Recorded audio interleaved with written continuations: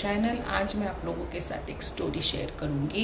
एक बार एक राजा अपने राज्य के सारे ब्राह्मणों को अपने राजमहल में आमंत्रण देते हैं। भोजन के लिए सारे ब्राह्मण आते हैं। रसोइया जब खीर बना रहा होता है तो ऊपर से एक चील गुजरती है जिसकी चोंच में उसका शिकार सांप होता है जो छूटकर हांडी में गिर जाता है खीर की।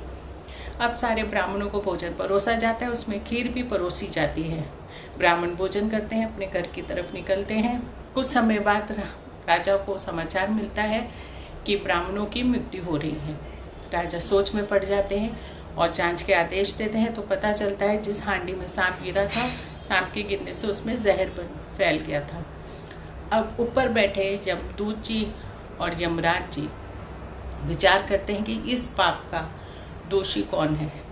अब सोच विचार चल ही रहा था तो राजा जी सोचते हैं कि क्यों ना वापस मैं ब्राह्मणों को आमंत्रित करूं और इस पाप से मुक्ति पाऊं। वो वापस आमंत्रण देते हैं। दूसरे राज्य के ब्राह्मणों को भी निमंत्रण भेजा जाता है। अब सब ब्राह्मण आ रहे होते राजा के महल की तरफ, तब एक ब्राह्मण को पता ना मिलने के कारण वो एक औरत से पूछते हैं कि मुझे राजा का महल का पता बताइए। औरत उसे हंस हंस के बोलती है कि अच्छा, आप राजा के यहाँ भोजन करने जा रहे हैं, वहाँ तो जो भी ब्राह्मण जाता है उसकी मृत्यु हो जाती है। और मजाक मजाक में वो एड्रेस बताती है राजा के महल का। अब यहाँ पर यमदूत और यमराज जी तुरंत उस औरत के पास आते हैं और उसके प्राण हर के ले जाते हैं नरकलोक। औरत कहती है मेरी क्या गलती, मैंने तो सिर्फ पता बताया था। यमराज जी कहते हैं कि राजा को पता नहीं था, रसोइया भी अनजान था और चील ने भी जानबूझ के उस सांप को उस हांडी में नहीं फेंका था, लेकिन आपको तो सब कुछ पता था, फिर भी आपने उसकी परिस्थिति का मजाक उड़ाया। आपने उसे चुगलीबाजी से उस ब्राह्मण को वो पता बताया राजा के महल का, इसलिए इस पाप के दोषी आप हुए।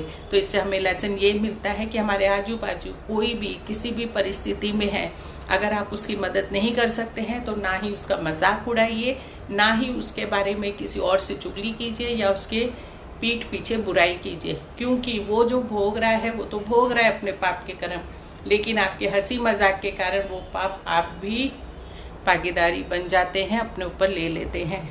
सो बी हम्बल, बी काइंड और सबकी मदद कीजिए। अगर नहीं कर सकते हैं तो मजाक और जज भी ना करें। Thank you so much.